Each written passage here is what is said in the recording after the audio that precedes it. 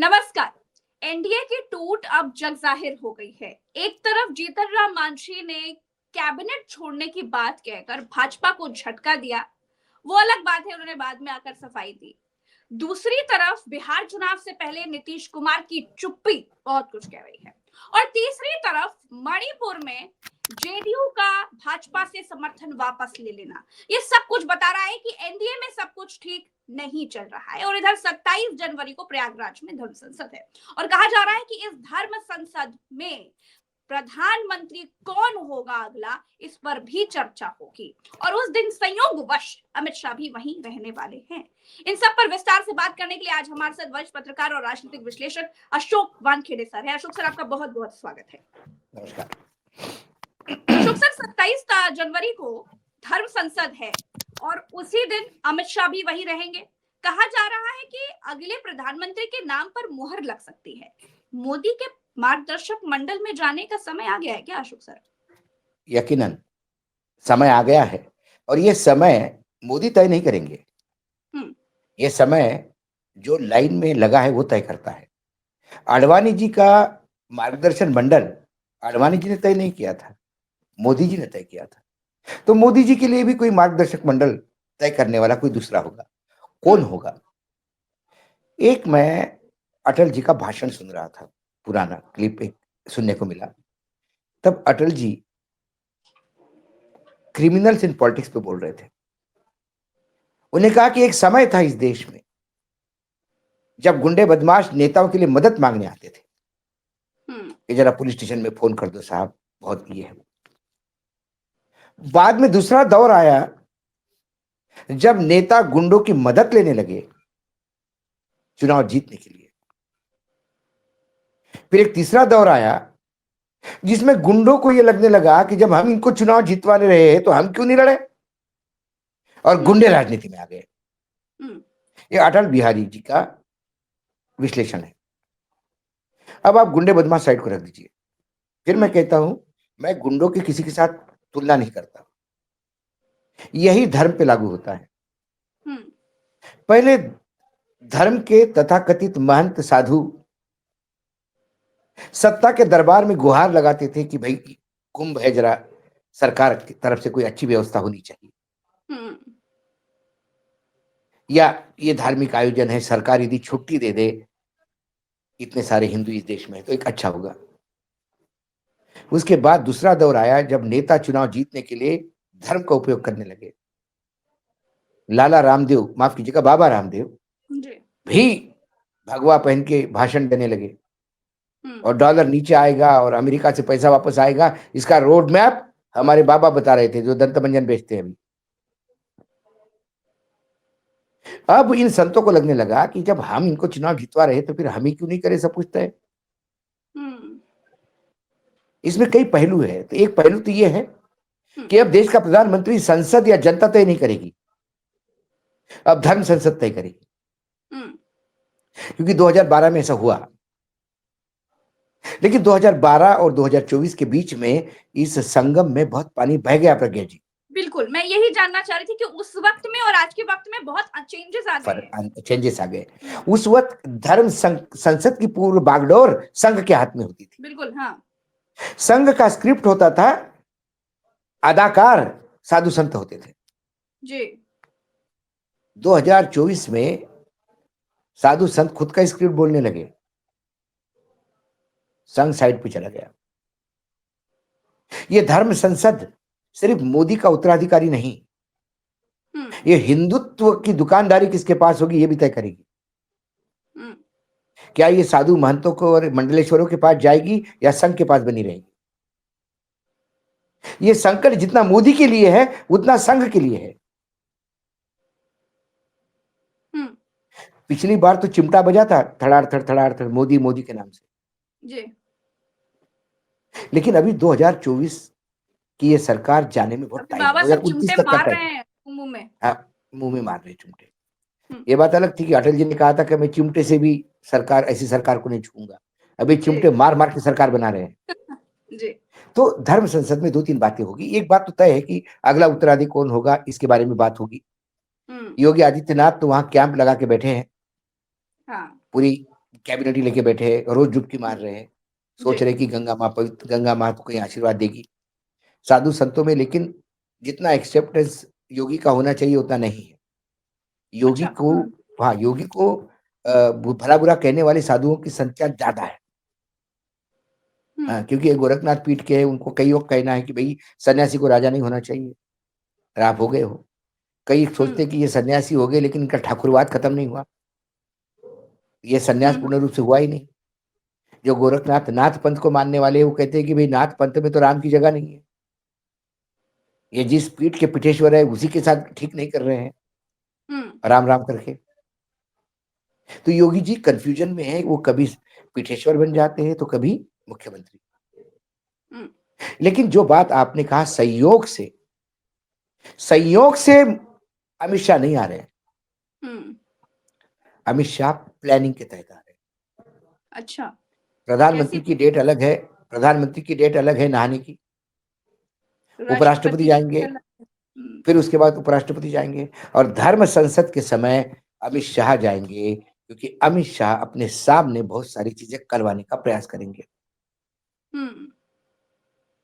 एक संत ने ये भी कहा कि योगी आदित्यनाथ का नाम की चर्चा तो होगी, लेकिन फिर अमित शाह भी है लाइन में, अमित शाह का नाम तो उछाला गया। योगी आदित्यनाथ क्या देंगे संत समाज को? इन्होंने सनातन बोर्ड की डिमांड की है। यदि अमित शाह सनातन बोर्ड की डिमांड को एक्सेप्ट करते हैं तो वो सबसे बड़े हीरो बन जाएंगे। अच्छा। और सनातन बोर्ड क्या है? एक ऐसा बोर्ड जिसका पूरा कंट्रोल साधु संतों के पास होगा, और वो देश के तमाम धार्मिक जगहों का कंट्रोल लेंगे। राम जन्मभूमि न्यास की कोई जरूरत नहीं होगी फिर। अब ये जो सनातन बोर्ड है ये टेक ओवर करेगा, यही वैष्णो देवी भी टेक ओवर करेगा, यही सारे जो जितने भी धार्मिक स्थल हैं उसका कंट्रोल देखेंगे। फिर महाकालेश्वर भी यही कंट्रोल करेंगे।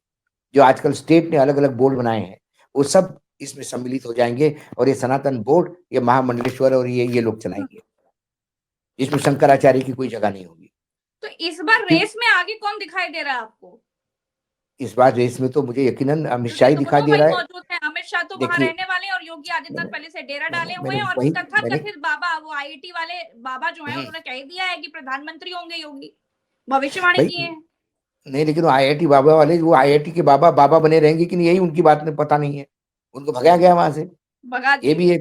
हाँ, भगा दिए गए। अब जो बाबा भगा दिए गए तो वो यदि योगी का नाम लिया जाता है तो इसका मतलब क्या योगी जी की भी स्थिति आईआईटी बाबा जैसी होगी क्या? ये सवाल है। सवाल ये है कि इस धर्म संसद को कंडक्ट कौन करता है? संघ भी अपनी लॉबी के साथ पूरी तरह से लगा है। यदि धर्म संसद फिर संघ के हाथ में आएगी तो फिर ये अभी सिर्फ नाम उछाला जाएगा। देखो प्रज्ञा जी, बहुत टाइम है। 29 के पहले एक आध कुंभ और है कहीं, वहां की धर्म सांसद फाइनल नाम देगी। लेकिन यदि आप सनातन बोर्ड को एक्सेप्ट करके आपने बड़ा खेल कर दिया तो फिर सबसे बड़े हीरो के रूप में यहां अमित शाह उभरेंगे। ये बात अलग है कि फिर अमित शाह को एंडोर्स बीजेपी करता कि नहीं, अमित शाह को एंडोर्स एनडीए के बाकी घटक दल करते कि नहीं, क्या आने वाला प्रेसिडेंट अमित शाह को एंडोर्स करता है, क्या संघ पूर्ण रूप से बैकफुट पे जाके शरणागत हो जाएगा? ये कई चीजें तय करेगी 2029 का वारिस कौन होगा। और यदि आप ही के उत्तर प्रदेश के बड़े नेता हैं, धुआंधार मुख्यमंत्री रह चुके हैं, यदि उनकी बात माने ठाकुर साहब की जी, तो वो तो 2029 के चुनाव में भी नरेंद्र मोदी के ही नेतृत्व में चुनाव लड़ेंगे, घोषणा कर चुके हैं, पहले ही कह चुके हैं राजनाथ सिंह जी। तो कुल मिलाकर धर्म संसद एक वर्टिकल हो सकता है जो नाम उछालेगा, क्योंकि पिछली बार मोदी जी का नाम पार्लियामेंट्री बोर्ड और इधर से उधर से आने के बजाय सबसे पहले 2012 में कुंभ में उछाला गया था जी। और एक संदेश देने का प्रयास किया गया था कि भाई साधु समाज भी चाहते हैं मोदी जी को। उसके पहले लाला राम देव जब वहां गए, मुझे याद है तीसरी बार नरेंद्र मोदी चुनाव जीत के गए थे, मैं इंडिया टीवी पे था, रात को 10 से 11 का शो था, रजत शर्मा जी एंकरिंग कर रहे थे, मैं था, हेमंत शर्मा जी थे, और फिर वो भी वैन पे रामदेव थे।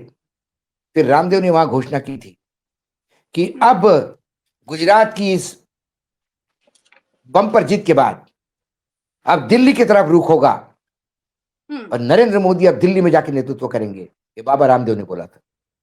अच्छा। हाँ, तब मैंने कहा था उनको कि बाबा जी इतनी जल्दी क्यों कर रहे हो? इस देश में 2 मुख्यमंत्री और है, छत्तीसगढ़ के रमन सिंह और शिवराज सिंह मध्य प्रदेश से। वो भी 3-3 बार चुनाव जीत सकते हैं, क्योंकि तीसरा चुनाव उनका अभी 2 महीने बाद है। भाई नरेंद्र मोदी तो संपन्न राज्य से आते हैं, वो तो बीमारू राज्य को ठीक करके यदि तीसरी बार चुनाव जीतते हैं तो उनका कद मोदी जी से ज्यादा ही होगा। और तब मैंने उनको उदाहरण दिया था द्वापर का, द्वापर युग का। मैंने बोला आपको वो उस धर्म के उदाहरण से ज्यादा समझ में आ जाएगा, क्योंकि जब मथुरा से श्री कृष्ण को मथुरावासी ने कह दिया था कि भाई आपकी वजह से बहुत हमले हो रहे हैं मथुरा पे, अब आप हमको मुक्त कर दो, तो ये पूरा कुनबा लेके जाएंगे कहां श्री कृष्ण? तो श्री कृष्ण ने पूरे भारतवर्ष का सर्वे किया और वो द्वारका चले गए।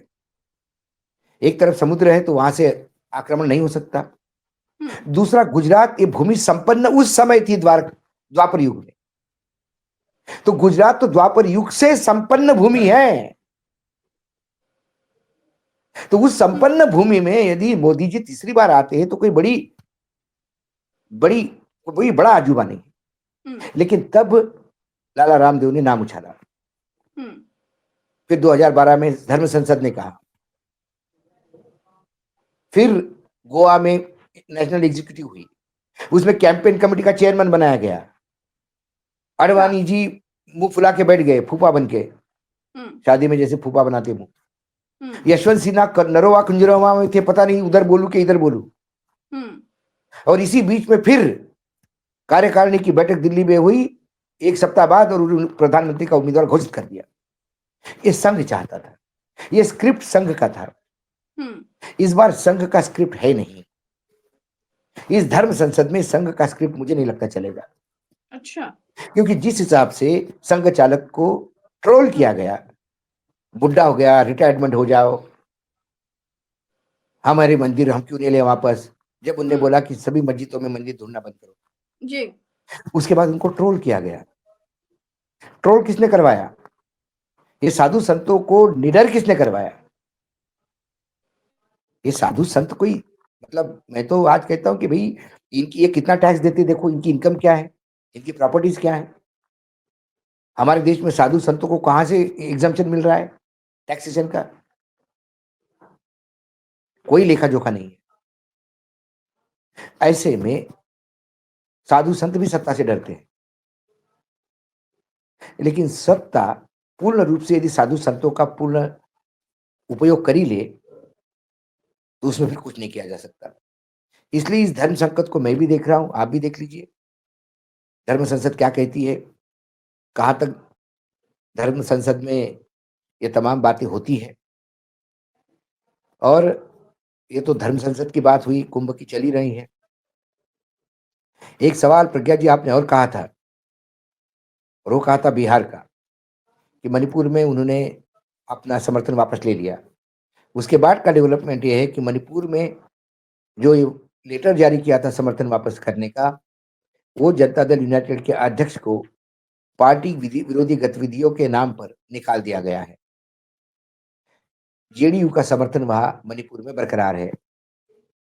ये कंफ्यूजन सिनेरियो जो है वो जनता दल यूनाइटेड में लगातार बनता रहेगा, क्योंकि नीतीश कुमार क्या करेंगे, कैसा करेंगे, ये किसी को पता नहीं। नीतीश कुमार ने शेर की सवारी कर ली है, उतर गए तो शेर खा जाता है, बैठ गए तो अपने हाथ में नहीं है, इसलिए उनकी जद्दोजहद चल रही है। मणिपुर में जनता दल यूनाइटेड के 5 थे, उसमें से 4 तो पहले, 6 थे उसमें से 5 तो पहले ही बीजेपी खा चुकी थी। एक का कोई रहना ना रहना कोई मतलब नहीं था, और एक आने जाने से कोई फर्क नहीं पड़ता था। लेकिन वो जो माझी वाली बात आपने कही, माझी ने 20 सीटें मांगी, मुझे लगता है वो भी बीजेपी का ही गेम प्लान है, क्योंकि माझी 20 सीट मांगेगा तो फिर पासवान का कुनबा 80 सीट मांगेगा, फिर बाकी भी सीटें बचेगी। फिर इसके बाद ये प्रेशर लाने का प्रयास करेंगे कि जनता दल यूनाइटेड कुछ कोटे में से अपनी सीट मांझी को भी दे, और फिर मांझी के कोटे में बीजेपी के लोग खड़े होंगे। ऐसे कई प्रयास लगातार दोनों तरफ से चल रहे हैं। मांझी कैबिनेट छोड़ने की धमकी दे रहे हैं तो छोड़ दे, फिर वो उसमें लिपापोती करते हैं। ये कुल मिलाकर जनता दल यूनाइटेड पे भयानक प्रेशर लाया जा रहा है कि विधानसभा में बराबरी की सीटें आप ना लड़े तो ज्यादा अच्छा है। आप 45 पे आए हैं, 45 आप कंफर्म कर लीजिए और कुछ सीट और ले लीजिए। आज भले ही दम भर रहे हैं नीतीश कुमार, लेकिन मुझे लगता है कि सीट बंटवारे के आते आते नीतीश कुमार भी शांत हो जाएंगे, क्योंकि नीतीश कुमार के हाथ में कितना बचा है, कितना नीतीश कुमार का लोग सुनेंगे, नीतीश कुमार के अध्यक्ष क्या उनके कंट्रोल में है, नीतीश कुमार के विधायक क्या उन्हीं के नाम से चुनाव जीत के आएंगे, नीतीश कुमार के जो पुराने लोग हैं उनको उन्होंने एक्टिव किया, जो नीतीश के बहुत पुराने साथी थे और घर बैठे थे वो बाहर आ गए हैं नीतीश के फेवर में। इसका मतलब जी नीतीश भी जान गए हैं कि जो कुनबा इनके पास वर्तमान में है वो नीतीश के फेवर का नहीं है, कहीं ना कहीं बीजेपी की गोद में बैठ के बात कर रहा है। तो ये सारी बातें बिहार की रोज बार हो रही है कि खेला हो गया, लेकिन बिहार में खेला कुछ होता है मुझे दिखाई नहीं देता।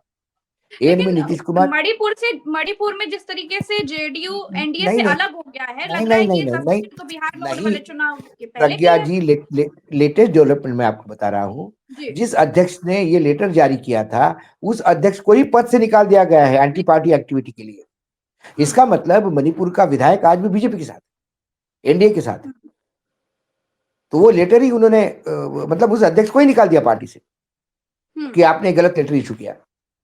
मैं जानता हूं कि वो पार्टी के अध्यक्ष ने अपने बराबर वो नीतीश कुमार के कहने पे किया होगा, लेकिन बाद में संजय झा जैसे जो लोग बैठे हैं जो नीतीश का कम और बीजेपी के ज्यादा हितैषी है, उन्होंने उसको निकलवा दिया होगा नीतीश को समझा समझा के। तो नीतीश कुमार की अपनी ही पार्टी में अब चलना बंद हो गई है क्या? नीतीश कुमार खुद यकीनन मार्गदर्शक मंडल में जाने वाले हैं क्या? बैठ गया है नीतीश कुमार, अब सिर्फ पपेट जैसे काम कर रहे हैं। कौन सा नीतीश कुमार का एक मुझे बताइए, कौन सा एक काम मुझे बताइए जहां नीतीश कुमार को मैं बोल सकता हूं कि नीतीश कुमार ने अपने डिसीजन लिए। तो ये अब डिसीजन क्या नीतीश कुमार का नहीं? कहते हैं कि पत्ता भी नहीं खड़क सकता बिना नीतीश कुमार से पूछे। तो जो ये जेडीयू समय था, और एनडीए अलग ये अलग समय, देखिए ये समय तो बीजेपी में भी था कि मोदी की पूछे बगैर पत्ता भी नहीं खड़कता था। अब मोदी को भी अमित शाह जी को पूछना पड़ता है कि मैं क्या करूं। वहां पे भी सत्तांतर पूर्ण रूप से सत्ता और संगठन दोनों अमित शाह जी के पास है। अब संजय झा और तमाम बाकी लोगों ने टेक ओवर कर लिया, लल्लन सिंह ने टेक ओवर कर लिया है। आप देखिए ना जिस एनडीए में जिस सब कुछ ठीक नहीं है, ये तो दिखाई दे रहा है, क्योंकि जीतन राम मांझी भी जिस तरीके की बात कर रहे हैं, दबाव हर तरफ मैं बनाया जा रहा है, सीट बंटवारे की बात कर रहे थे, करते करते कैबिनेट छोड़ने की बात करने लगे, बाद में सफाई दी। अरे वो मैंने कहा ना आपको, ये किससे कौन कहलवा रहा है जितेंद्र मांझी को कि 20 सीटें चाहिए आपको? बीजेपी कहलवा रही है, क्योंकि नीतीश कुमार और बीजेपी आधी आधी सीट चाहते हैं और बीजेपी नीतीश कुमार को उतनी सीट देना नहीं चाहती। पिछली बार आपके पास आधी सीट थी, आप मात्र 45 जीत पाए, तो हारने के लिए सीट क्यों दे? तो आपने एक 20 इसको खड़ा करवा दिया। मैं वही बता रहा था, 20 सीटें यदि वो मांगते हैं तो फिर पासवान तो उससे बड़े हैं, वो 80 सीट मांगेंगे, 100 सीटें चली गई। बाकी सीटों में बाकी भी तो प्लेयर हैं। तो ये प्रेशर है नीतीश कुमार के ऊपर कि वो 20 मांग रहा है, 10 तो देनी पड़ेगी, ये 80 मांग रहा है, इसको 20 तो देनी पड़ेगी, और ये आपके कोटे से जाएगी, क्योंकि आपके 45 पक्के हैं जो जीत के आए थे, बाकी तो आप हारे थे। तो हारने के लिए सीटें देंगे तो चुनाव सत्ता में नहीं आएंगे, और जीतने के लिए देने हैं तो फिर बराबरी का हिस्सा नहीं हो सकता। ये थ्योरी उसके गले उतारने का प्रयास है पूर्ण रूप से। पासवान को कुनबा दूसरा जो है वो लालू के साथ जाने का हुंकार भर रही है। पारस पासवान, पशुपति पासवान, पारस पासवान, ये दोनों जो भाई है, ये क्यों जा रहे हैं? ये विद्रोह करेंगे तो किसका वोट खाएंगे? पिछली बार पासवान ने किसको डेल्ट किया था? पीके आ रहे तो पीके लगातार हमला किस पे बोल रहे हैं? मुझे पीछे पीके का बीजेपी पे हमला बता दीजिए मुझे। सरकार तो वहां बीजेपी समर्थन से है ना, सबसे ज्यादा विधायक बीजेपी के है, सरकार तो बीजेपी की है, बारात बीजेपी की है, दूल्हा जेडीयू का है, और आप गाली दूल्हे को दे रहे हो। आप ट्वीट कर रहे हो कि बीमार आदमी देखो कैसी कैसी मूर्खतापूर्ण हरकत करता है, और अलग अलग वीडियो काट के आपने कोलाज बना के दे दिया। क्या नीतीश कुमार को बीमार बताने की भी एक कंपटीशन चल रही है? और कुछ दिनों के बाद एक होगा कि नीतीश होगा ना, कुमार को बीमार साबित करके क्या मिलेगा भाजपा को? कल यदि नीतीश को आपने डंप भी कर दिया तो नीतीश का वोटर भी कहेगा कि यार साहब बीमारी है, अब इनको रिटायर्ड हो जाना चाहिए। मैं इसको एक पैरेलल केस बताता हूँ, प्रज्ञा में पहले भी बोल चुका हूँ इसके बारे में कहीं। ये थोड़ी मैं पीछे लेके चलता हूँ तुम्हें, 1977 की बात, जब जनता पार्टी का बनी थी। एक बात का जवाब दीजिएगा, नीतीश कुमार को नल एंड वॉइड समझा जाए क्या बिहार की राजनीति में? बिल्कुल अभी नहीं, चुनाव आते आते नल एंड वॉइड करा जाएगा। अच्छा, अब आप अपनी बात पूरी करिए। तो जब सरकार बनने की बात आई तो जनसंघ जनता पार्टी में विलय था, और चंद्रशेखर जी ने तय किया कि जोशी जी, कैलाश जोशी मुख्यमंत्री होंगे, और जनसंघ चाहता था, मतलब जो विलित जनसंघ था लेकिन उनका एक ग्रुप तो था, वो चाहता था सकलेचा मुख्यमंत्री बने। तो कैलाश जोशी को ऊपर से मैसेज आ गया संघ से कि आप मुख्यमंत्री नहीं बनेंगे। कैलाश जोशी घर जाके बैठ गए अपने कि भाई हम तो संघ का सुनेंगे, मुख्यमंत्री नहीं बनेंगे। तो कैलाश जोशी को समझाने के लिए शरद यादव और रघु ठाकुर पूरा दिन भर कैलाश जोशी के घर बैठे गांव में, और समझाया कि भाई सरकार नहीं बनेगी यदि आप मुख्यमंत्री नहीं बने तो, हम नहीं चाहते कि कोई दूसरे पार्टी का बने, आप ही बनना है, आप संघ के हैं, लेकिन सकलेचा नहीं चाहिए हमको, आप चाहिए क्योंकि आप ईमानदार हैं। और फिर चंद्रशेखर ने जब इंटरव्यू किया तो उनको मुख्यमंत्री बनाया गया। अब मुख्यमंत्री जैसी कैलाश जोशी बने, एकाएक खबरें लगने लगी कैलाश जोशी मानसिक रूप से बीमार है, सो जाते हैं, हाउस में सो जाते हैं, चलते चलते सो जाते हैं, मीटिंग में सो जाते हैं। कोई कैलाश जी को मिलने जाता था तो बाहर बोला जाता था कि वो जो कैलाश जी बोले हमको टाइम दिया साहब ने 3 बजे का। अरे बोले नींद में टाइम दिया होगा, वो नींद में ही तो रहते हैं, बीमार है वो। आखिरकार कैलाश जोशी को इस्तीफा देना पड़ा स्वास्थ्य के इश्यू के चलते, और सकलेचा मुख्यमंत्री बने। और वही कैलाश जोशी उसके बाद 2 बार राज्यसभा, 3 बार लोकसभा रहे, तब मानसिक स्वास्थ्य ठीक हो गया था। एक कैंपेन होता है। अभी पहले कानाफूसी से बात हो रही थी, अभी लाउडली ट्विटर पे बातें होने लगी है। ये कभी धनुष शाबान ऐसा फेंकते हुए फोटो है, वो वीडियो है, कभी पैर पड़ते हुए वीडियो है, तो कभी बार बार ऐसा हाथ खुजा रहे नरेंद्र मोदी का, वो वीडियो है। और पीके पूछता है कि क्या ये स्वास्थ्य मुख्यमंत्री है, इसके स्वास्थ्य पे ध्यान देना चाहिए, इसका इलाज करना चाहिए। तो ये चुनाव आते आते नीतीश कुमार को मार्गदर्शन मंडल में भेजने का पूरा प्रयास करेंगे। नीतीश कुमार का जो वोट बैंक है वो भी सोचने लगेगा कि अब उम्र भी हो गई उनकी, अब भूलने तो भी अगर लगे हैं। Nitish Kumar null and void होते हैं तो फिर इससे फायदा क्या तेजस्वी को होता हुआ दिखाई दे रहा है? इसका फायदा तेजस्वी को कम होगा, नीतीश का रहना तेजस्वी को फायदे का है। अच्छा। फिर नीतीश का वोटर जरूरी नहीं कि उसकी तरफ जाएगा, पीके खींच रहा है उस वोटर को, उसका वोटर कुछ बीजेपी में चला जाएगा। लल्लन सिंह जैसे नेता वो पीजी का फोटो दिखा दिखा जैसा एकनाथ शिंदे अभी भी बाला साहेब ठाकरे का फोटो दिखाता है पोस्टर में।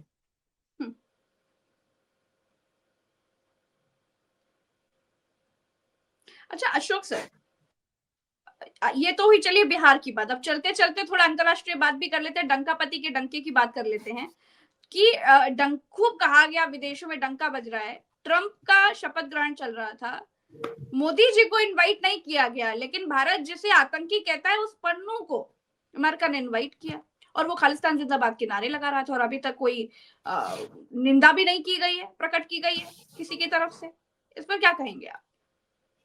देखिए, अमेरिका को एक मोदी मिल गया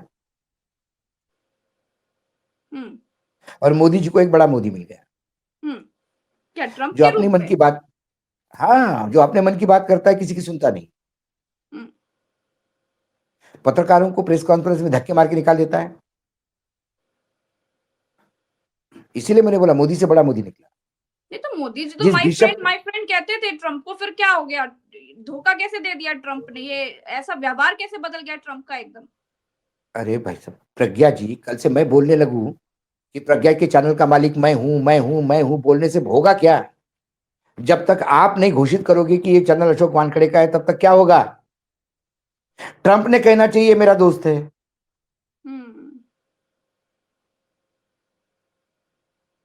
सीधी बात है।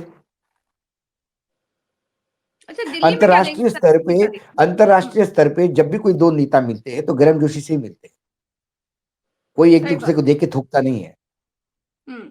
वो प्रोटोकॉल होता है, वो सामान्य शिष्टाचार है। वो इंदिरा गांधी जब 11 लेकिन एक साल बाद गई थी इनविटेशन तो अमेरिका, देना चाहिए था। एक पर्सनल इंदिरा इनविटेशन अगर गांधी जब, अंबानी को मिल सकता है तो मोदी जी को भी मिल सकता है। हम, तो भारत का अपमान। अरे भाई नहीं दिया। वो भाई, ये तो आपको आपको लगता है आपका अपमान है? आप इतना क्यों? मुझे एक बताइए, अमेरिका कौन तय करता है भारत का अपमान करे या ना करे? हम क्यों बेगाना शादी में अब्दुल्ला दीवाना हो जाते हैं?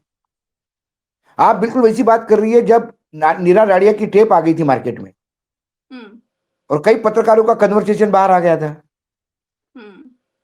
तो हमारे एक दो मित्र ने हमको फोन किया रात को टुन्न अवस्था में,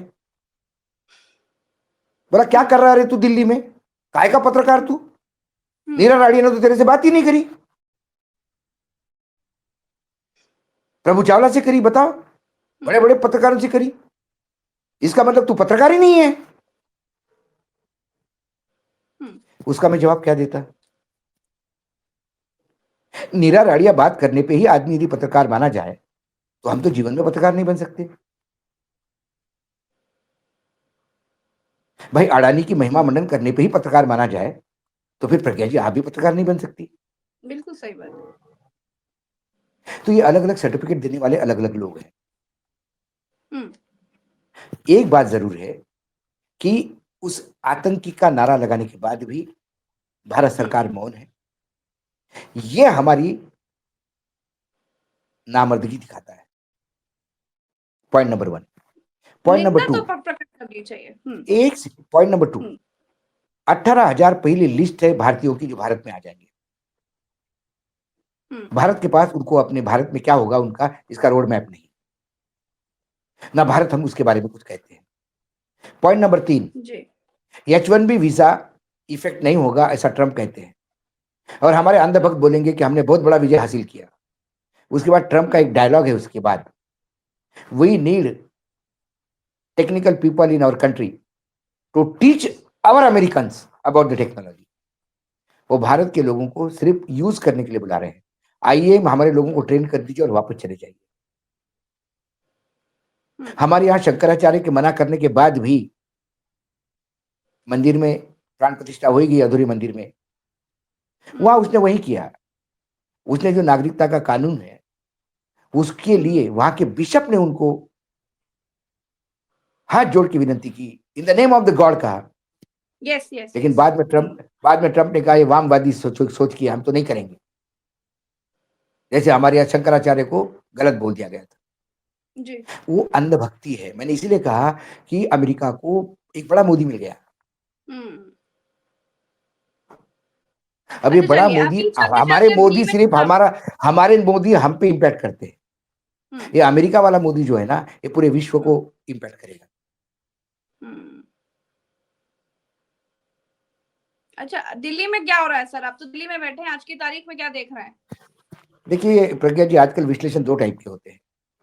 जनता जनार्दन से मिल के, उन लोगों से बात करके, जनता से पूछ के, अलग अलग मशीन जगह आंखें घूम लगा। फिर के, सब लगा के यदि मैं कहूँ तो मुझे लगता है 40 से 45 सीटें आम आदमी पार्टी को मिल सकती है।